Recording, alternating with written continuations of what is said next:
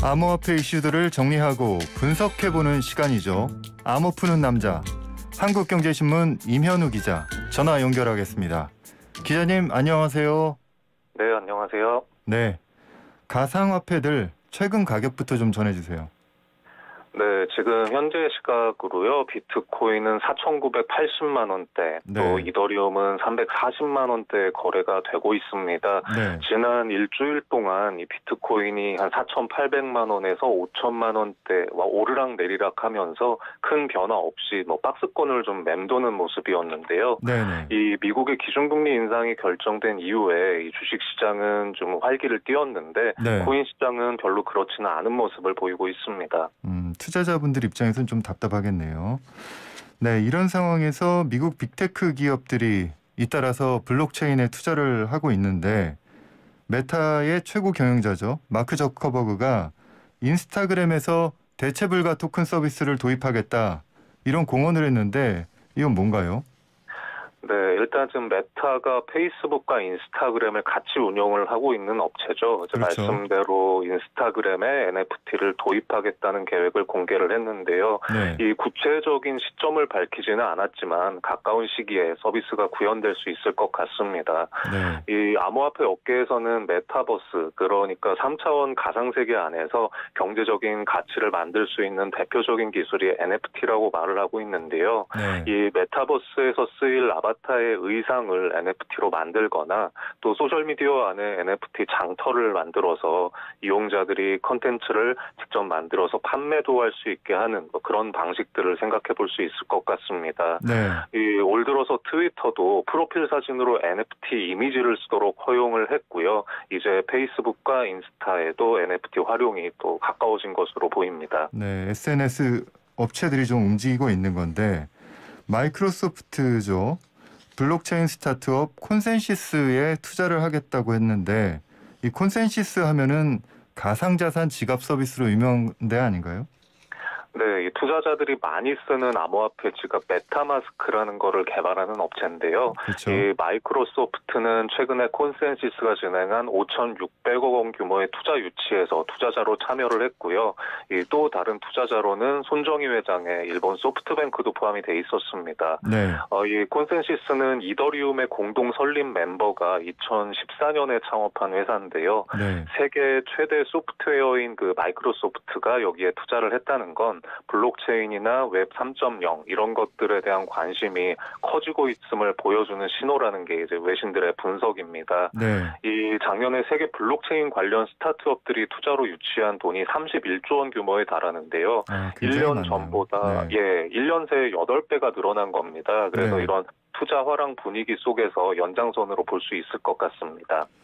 그런데 이렇게 투자는 늘고 있는데 실제 국내외의 대체불가 토큰 그 NFT 시장을 보면 최근에 보면 얼어붙고 있다, 거래가 잘 안 된다 이런 뉴스들이 나오고 있거든요. 이거 어떻게 봐야 되나요? 좀 다르네요. 네, 일단 개별 작품 차원에서는 가격이 좀 많이 하락한 모습입니다. 일단 새해 들어서 코인 시세가 약세를 이어가고 있는 데다가 작년에 워낙 갑자기 올랐기 때문에 이런 과정에서 끼었던 거품이 좀 정리되는 걸로 볼 수 있지 않을까 싶습니다. 그 NFT가 세계에서 가장 많이 거래되는 장터가 오픈시라는 곳인데요. 이곳 거래량이 이번 달 들어서 지난달 고점과 비교해서 80%가 급감을 했고요. NFT 작품들의 평균 판매가도 한 넉 달 전과 비교를 하면 반토막이 난 상태입니다.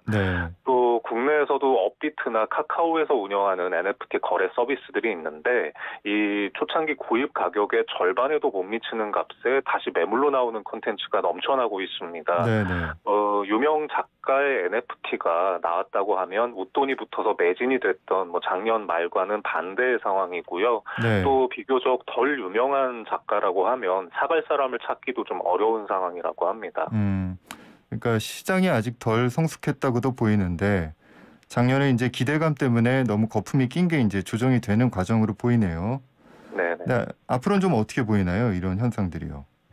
네, 사실은 요즘에도 어떤 NFT가 뭐 완판이 됐다 이런 뉴스는 국내외에서 종종 보실 수가 있을 텐데요. 네. 이제 실제 체감하는 시장 상황은 그렇게 뜨겁지만은 않다는 게 업계 공통된 설명입니다. 네. 일부 화제성이 있는 유명 연예인이나 뭐 예술가의 NFT를 제외하면 가격과 거래량이 급감을 하고 있다는 건데요. 네. 이 NFT에 새로 진출한 기업이나 작가들 또 기존에 그 작품을 구매했던 구매자들이 이런 사실을 좀 감추려고 하고 있다는 겁니다. 네. 또 이 NFT 작품들은 코인으로 가격을 지불을 해서 거래를 하거든요. 그래서 이 비트코인이나 이더리움 시세가 떨어지면 작품 가격이 더 떨어지는 효과가 있다는 것도 감안을 해야 됩니다. 네. 예, 또 이것보다 더 근본적으로 큰 문제는 투자 열기가 식으면서 NFT 작품의 가치에 대한 논란이 다시 커지고 있다는 건데요. 네. 이 미술가에서는 기술적으로는 좀 새롭지만 미학적으로는 이런 게 NFT는 별로라고 말하는 분들이 아직도 많은 게 사실이거든요. 네. 그래서 국내외 거장 중에서는 자기 작품을 NFT로 만드는 거를 거부하는 분들도 있습니다. 그렇군요. 물론 장기적으로는 뭐 성장할 여지가 큰 산업이고 옥석이 가려지는 과정이다 이렇게 주장하는 목소리도 여전히 크기는 한데요. 당분간은 큰 폭의 조정을 좀 거칠 것으로 예상되고 있습니다. 네. 아직 디지털 자산에 대해서는 사람들이 좀 익숙치 않아서 또 생기는 문제가 아닌가 뭐 이런 생각도 드는데 가상화폐를 둘러싼 법안들 나오고 있는데 유럽연합에서는 가상화폐를 퇴출하는 법안이 부결됐다. 이런 뉴스가 나왔는데 이것도 좀 알려주세요. 네, 일단 일명 미카라고 불렸던 법안인데요. 이게 뭐 모든 가상화폐를 퇴출하는 건 아니고 환경을 지키는 목적에서 에너지 효율성이 낮은 암호화폐를 퇴출시키는 것으로 이해를 하시면 되겠습니다. 이게 며칠 전에 유럽 의회에서 표결에 붙여졌다가 부결이 됐는데요. 이 미카 법안은 작업 증명 방식의 암호화폐를 퇴출하는 게 핵심이었습니다.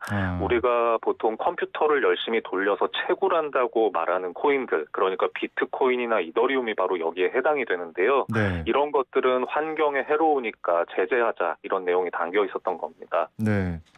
근데 이 법안이 발의된 게 가상화폐 채굴 과정에서 온실가스 배출이 이뤄진다 뭐 이런 거였는데 어떻게 봐야 되나요? 네, 이제 말씀대로 전기를 많이 사용해서 막대한 온실가스 배출을 유발한다. 이게 미카가 발의된 이유였는데요. 만약에 이 법안이 통과됐더라면 유럽의 기업들은 2025년 이후에 비트코인이나 이더리움을 활용한 사업이나 서비스 이런 것들을 제공할 수가 없게 될 가능성이 있었습니다. 그러니까 뭐 유럽에서는 이제 코인을 퇴출하는 선언이라고 볼 수 있었던 건데요.